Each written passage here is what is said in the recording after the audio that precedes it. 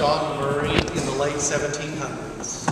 I told a Unitarian story of anti-disestablishmentarianism in the early 1800s.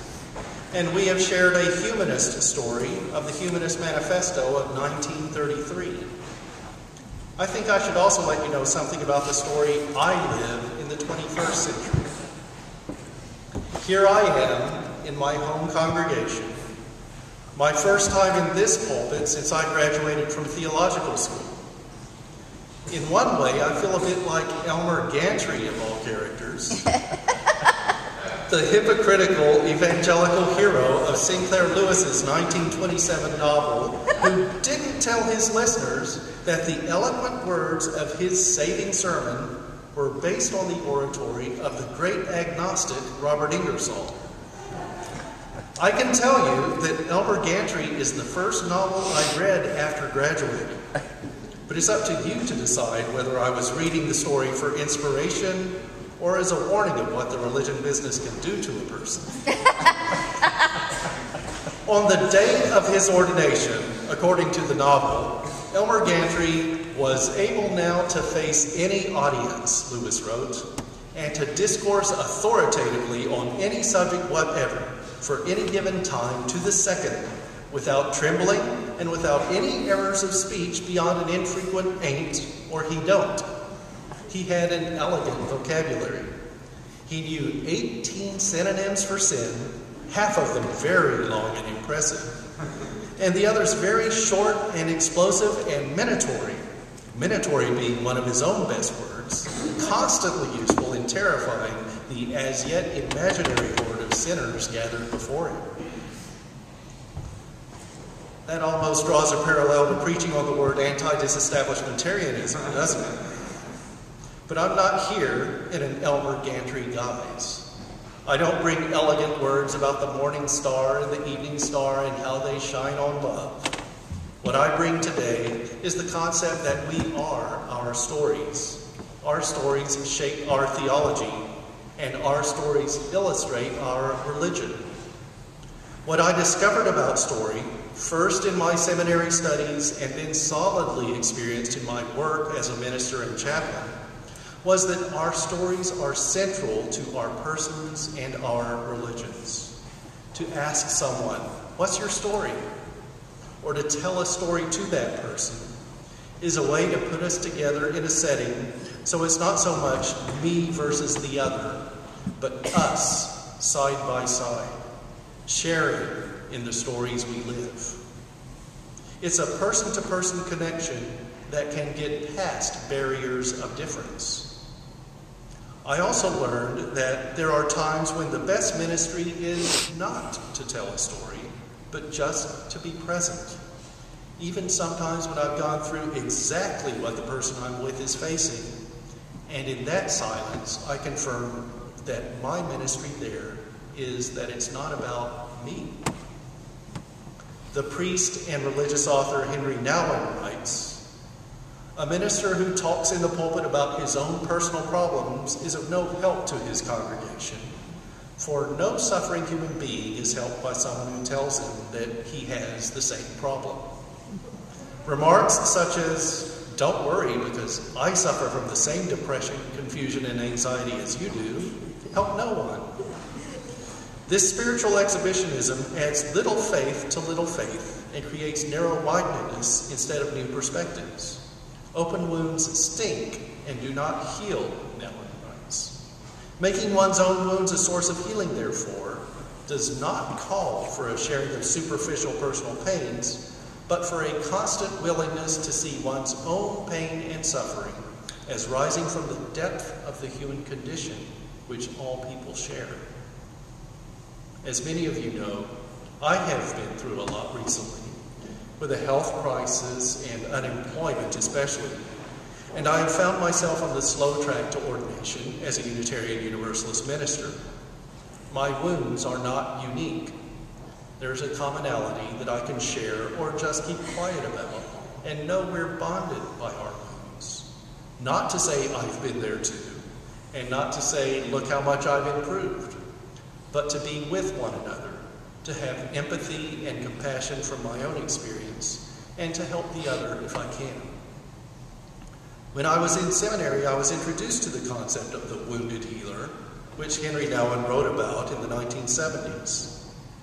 Since it is the minister's task to make visible the first vestiges of liberation for others, Nouwen writes, using gender grammar of his time, he must bind his own wounds carefully in anticipation of the moment when he will be needed.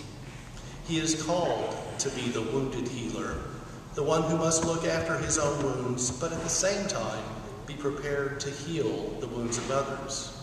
He is both the wounded minister and the healing minister. When I read Nouwen's book as I was recovering from my operations, from my wounds, I found that he was much more encompassing in addressing the wounded healer's ministry. It's not just the personal, but taking on how she or he has been affected and afflicted with society's wounds, and how to relate to the world in response, kind of like the role of stories.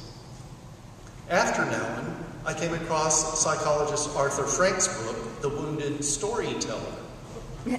Because stories can heal, Frank writes, the wounded healer and the wounded storyteller are not separate, but are different aspects of the same figure. We all have tales to tell. I thank Geoffrey Chaucer for pointing that out in his story of a sacred pilgrimage. And my story has become more focused from the wounds I have suffered.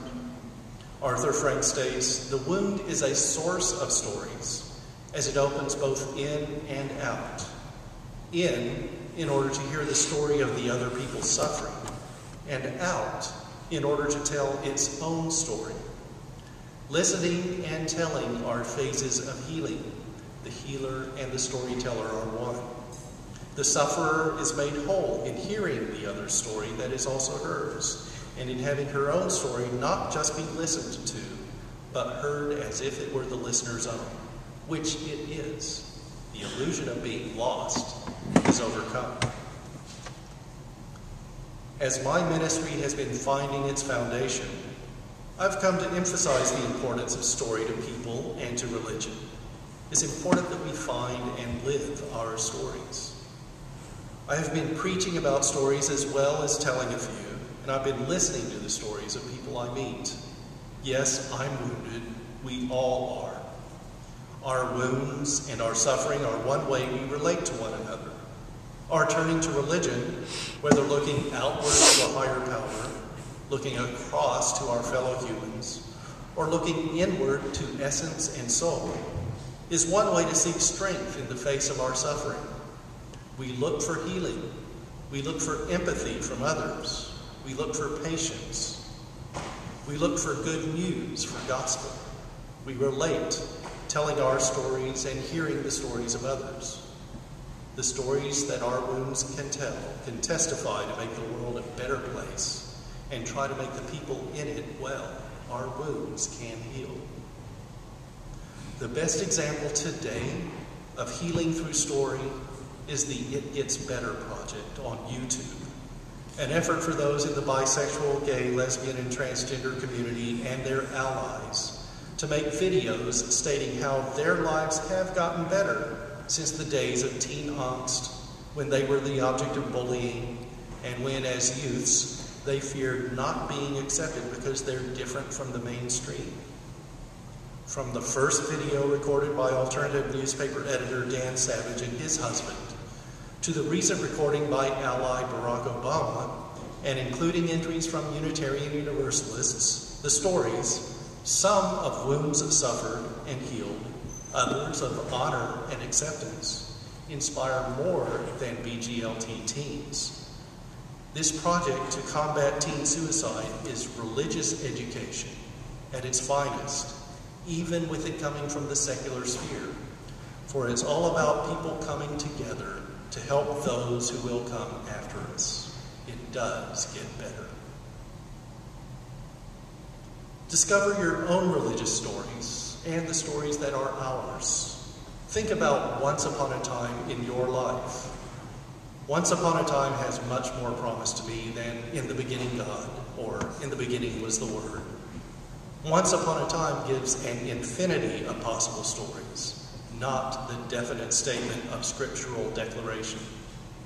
What does once upon a time say to you? Listen to the story and live it. Living stories is essential to being religious. So be it. As we leave this place, we'll continue our religious journeys. We'll be on our earthly pilgrimage in a way, kind of like the group in that old English story telling tales on the way to Canterbury. Let's sing our praises for the journey with number 295.